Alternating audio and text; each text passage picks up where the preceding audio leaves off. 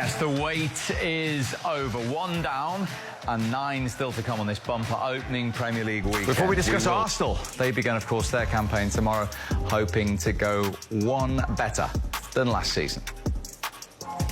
If we start on the first fixture to talk about the championship, we're going to burn our energy. You know, we have to focus about doing what we have to do to earn the right to win matches, and that's it, and go game by game. All that to come and discuss later on in the show. But welcome back. Arsenal and Nottingham Forest had contrasting campaigns last year that ultimately ended up feeling like a success for Steve Cooper, but disappointment for Mikel Arteta as his Gunners had to settle for second place. Let's hear from both bosses on their thoughts for the new season ahead and their game on Saturday. And building a team that has the belief and the quality to be fighting for those places. And the competition this year is going to be even harder than last year. You see a lot of teams, the movements that they make, and you have to expect something different of them. So we're going to have to be much better still than last year, and this is the way we are preparing to try to seek for that. One of the things that we have to try and do season is, and there's a load of things, is play better and get more points away from home. So something that we talked about, doesn't get much tougher, if at all, than this one, but at the same time, if we want to improve areas, the only way to do that is going and delivering. So starts on Saturday, let's see. They will, because they had the worst away record in the Premier League last season, just one away win. But Arsenal have certainly responded, as we said, to that disappointment of finishing second. Their biggest ever spend in a transfer window. Are they geared up to really go for it, do you think? I mean, I backed them all the way till they didn't win the league. I was actually backing them after Christmas, all the way till March. I'm thinking, but then it was that game at the Etihad, they just, I think, was massive in that title run as well. But Arsenal fans will be happy because they went from fifth. You know, not even making Champions League, to then being title contenders. And I think with the addition of Declan Rice and Timber, like the fact they could get Declan Rice through the door, I think is incredible. I think he's exactly what they need, along with Odegaard in there. It's going to be frightening what they can do. Saka, you know, still though in that number 9 role, I still think they're lacking. You know, Nketiah does an okay job for a few games. Now that Jesus is out injured, be interesting to see who's going to play in that position. Havertz, I don't think he's a 9. I don't think he was a 9 at Chelsea. And I was thinking this as well, Jermaine, like, as a player, surely they have a saying also. I know as a manager you say, a player, you say, I'll play anywhere. Yeah. But at the same time, Havertz, when he was at Chelsea, was playing in that position as well, and he's a 10 to me. Yeah, he's definitely not a number 9. I believe it's a completely different game. You're playing with your back to goal. As a 10, you're facing a goal. But I do agree with what you're saying in terms of a number 9, that's a goal scorer. Nketiah, I like him a lot. I think when you watch him play, he does all the things that you'd expect a number 9 to do. I think that if he got chances, he'll score. I just feel like he needs a run of games. Declan Rice, massive signing. What does he bring to that overall dressing room as well as on the pitch, Jermaine, do you think? Declan Rice? I just think that just the energy levels.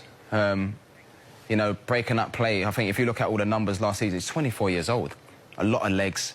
I've mentioned so many times before that he modelled his game on Yaya Toure, the way he can just get the team up the pitch, and away from, you know, he loves his football, and I still believe that he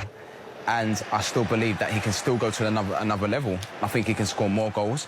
Yeah, of course, he's playing in the 6, and it's difficult to get forward and get those opportunities. But when he does, I believe that he can score more goals, more assists. He's comfortable carrying the ball as well. I think I'm going to give Gareth Southgate a lot of credit for this, because I think in the Euros, we finally saw him playing in those advanced positions. I mean, he was a centre-back a few years ago, and now he's almost like he can score goals. I think if he can add goals, more goals to his game, I think he can play further forward. More dangerous. I agree. I've said it many times before. I believe he can play in an 8 or a 10 because he's got that quality. He can handle the ball, and like I said, if he does, then he will definitely score more goals. And do you see him in that role further forward for Arsenal? I think so. I think in the 6 where you sort of like restrict, he can't go. In the 6 where you sort of like restrict, he can't go. It's not really. You don't really have to go forward. You're sort of like a security for the back 4, and you sort of let everything goes through you. Dictates an important position. But as an 8 or a 10, where you sort of like where you saw the goals there, you know, he can finish. And he'll have that protection as well, maybe with Partey. Yes. It'll be interesting to see who they go with in that position, because that will give him the licence to get further forward. And I'd like to see him playing further forward. Yeah. Have they got the squad for the Champions League and the Premier League and the vigours and the demands that that brings that they haven't had for the last few years? Well, I think a lot of people thought last year when they went out of the Europa League that would give them more chance of the league, and it kind of backfired a little bit. I think picking up those injuries, picked up an injury late on in the season as well, it's integral to keep everybody healthy and fit.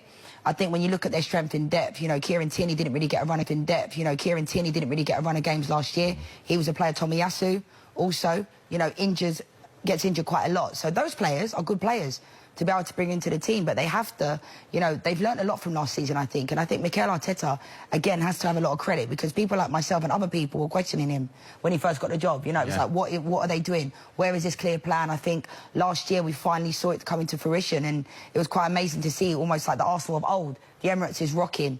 It is. The atmosphere is incredible there, and it hasn't been like that ever since they moved from Highbury. So I think the Arsenal fans can be really excited. I think so, and even as a Tottenham man, I was about to say that, you're not even as a Tottenham, I have to admit it.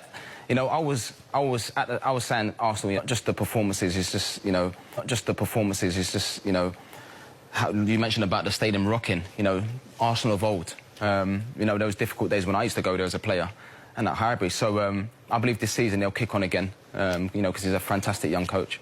And obviously it was Forest's win against Arsenal that kept them up towards the end of last season. I mentioned that they only won one away from home this season. 12 months ago we were talking about 23 players coming through the door. 4 this summer. It's a little bit more settled. Second season syndrome. Do you see another season of struggle for Forest? Yes and no, really. I think Steve Cooper, I'm glad they backed him halfway through the season last year, because I think there needs to be a bit of a reality check with clubs sometimes. You know, when Steve Cooper went in there, they were in the relegation in the Championship. The bottom, weren't they? And now, you know, they're in the Premier League. But I think it's one of those ones where if you make all those signings and you go down, that's when people are going to question. I think you've got to say they did good business because they stayed up. Everybody wants to stay in the Premier League. I don't care when people say, oh, maybe it's okay if they go down. No, everyone wants to be in the Premier League. It's the best place to be. It's the best league in the world. So Anthony Elanga, I think it's a good signing. Massive signing. I think he'll be good for them. Not only that as well. You know, when you go to a football club, you're a new signing, you're going to play. So to sign that many players and manage the dressing room, different egos, you know, the disappointments of not playing, sometimes disappointments of players not even been in the squad. It's difficult for a manager, because these new signings are coming to football. I think, OK, I'm coming to a new club and I'm going to play. So it's not easy, but I think this season will be the real test for them. OK. St James's Park.